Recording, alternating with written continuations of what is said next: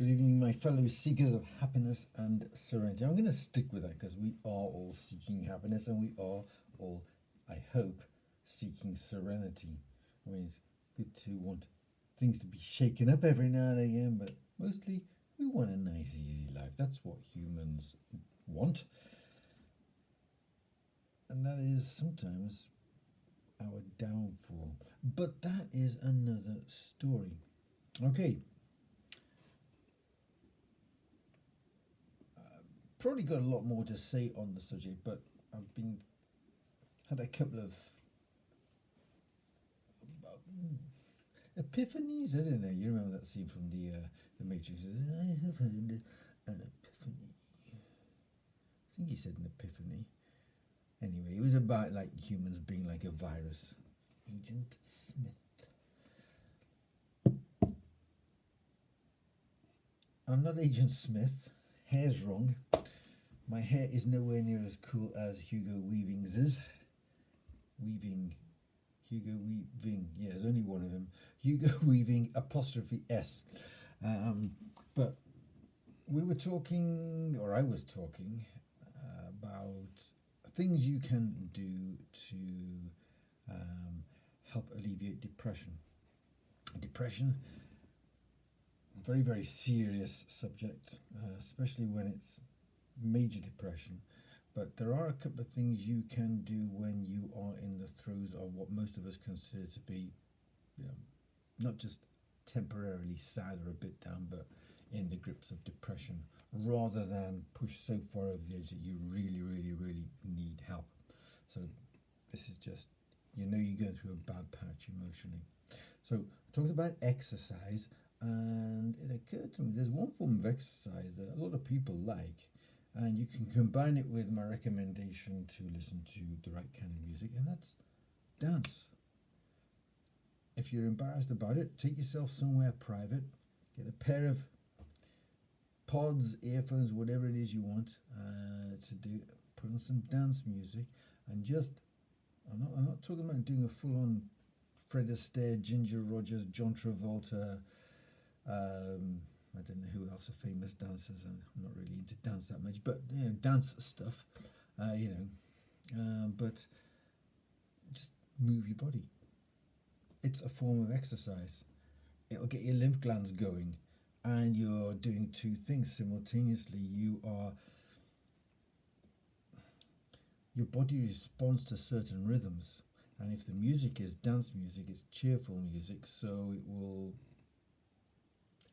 I don't know how it works exactly, and I'm a musician, but it just does. Dancing is very, very therapeutic, and it's why a lot of ancient cultures use it as a way of meditation, a way of just transcending the self, and you're feeling something. You are feeling music. You are simultaneously minorly meditating on something outside of your present circumstances. You are taking yourself out and you're focused, you're being mindful of the music, because you've got to pay attention to the music to dance if you're doing it alone, if you're in those circumstances. So that is number one. And number two is, I've mentioned food before, and I've mentioned avoiding fast food.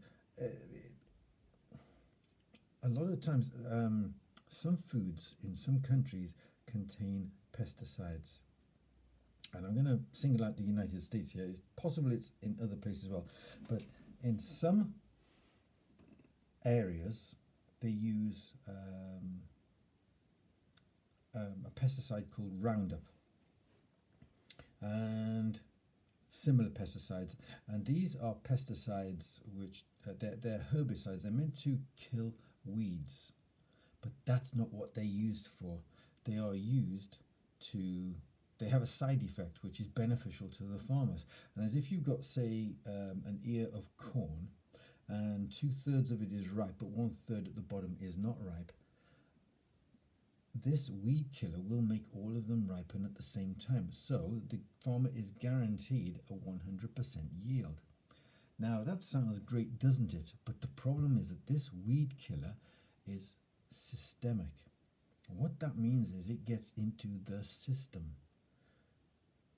So it's almost as if they've injected this. I've just realized injected ultraviolet light, and that's a whole different thing. But it's as if they've injected the weed killer into the food that you are going to eat. Now, because they have to, done a lot of tests, and they've proved that it's not harmful to humans. And there are some air quotes scientists, and I'll qualify that in a moment, scientists who say because of that it doesn't harm anyone. Well, I know for a fact that it does, because it always affects me. I know when I've eaten this, because for the next 48 hours my body acts as if it is depressed. I am sluggish, I am ultra sleepy, and I will sleep for 12 hours out of the next 24, and the hours that I'm awake I can't function properly. And it's not just corn, it's wheat, but it's also things like grapes. So if you are eating California raisins, there's a big wine industry in California. I won't drink California wine anymore, because, and I know you can say, well, wine, I'm going to feel hungover the next day. I don't drink that much. Not enough to get hungover. But also a local store here sells California raisins in chocolate. I didn't know that because we're in the EU. Well, sorry. You know what I'm talking about. We get a lot of European food. Before anybody starts squawking, you Brexit supporters.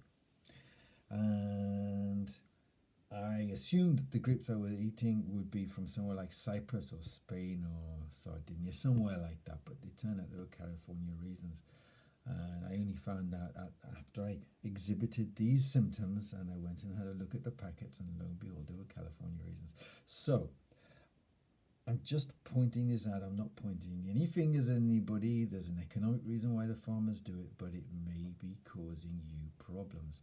And that leads us on to a wider thing, which is, are you actually allergic to certain types of food? Because they will slow your system down, and that will have an effect on your emotional health. Okay, so may elaborate on these things tomorrow if I think any more about it, but for now I want to keep this under 8 minutes because of adverts. So good night, and here's to your emotional health.